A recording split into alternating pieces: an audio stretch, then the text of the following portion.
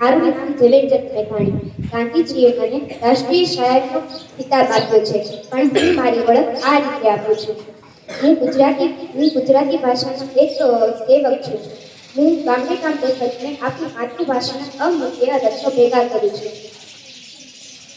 આ ગામડાઓ, આ ખેતરો, આ ગોવાળો, આ ભારતી, આ બધામાં આપણી માતૃભાષાનો જીવ વસે છે. આ બધામાં આપણી માતૃભાષાનો જીવ વસે છે. શહેરોમાં તો આપણે અંગ્રેજી અને હિન્દીના મસામનામાં ગુજરાતી ભાષાને ભૂલતા જઈએ છીએ, પણ અહીં આ ગામડાઓમાં ગુજરાતી ભાષા આજે એટલી જ જીવંત છે અને એટલી જ મીઠી છે. જુઓ આ બાપુજી, હમણાં જ તેમણે મને એક ગીત સંભળાવ્યું. એક ગીત તેમના દાદીમાએ તેમને શીખવ્યું હતું. તેમના દાદીમા પાસેથી એક ગીત શીખ્યું હતું. આવી રીતે પેઢી દર પેઢી આ ગીત વહેતું આવ્યું છે. કેટલા સો વર્ષ જૂનું હશે, કોને ખબર. આ નાનકડી નોટબુકમાં આપણે હજારો ગીતો, કથાઓ, છંદ, કાવ્ય લખ્યા છે.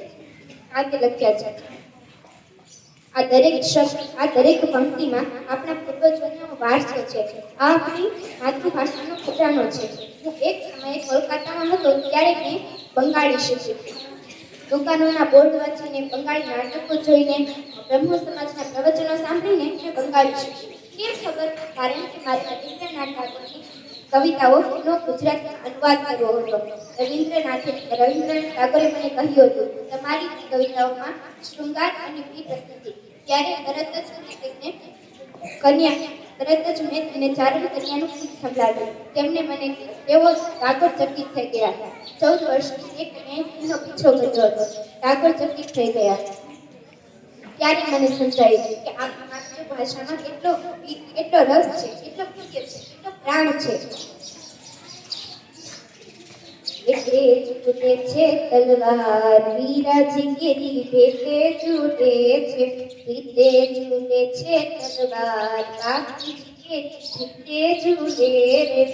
આ મારી કવિતા તલવાર વારસદારની પક્ષીઓ છે. બે ભાઈઓમાં એકે ધનદોલત માંગી, બીજાએ તલવાર માંગી. નાનો ભાઈ ટૂંકા કરી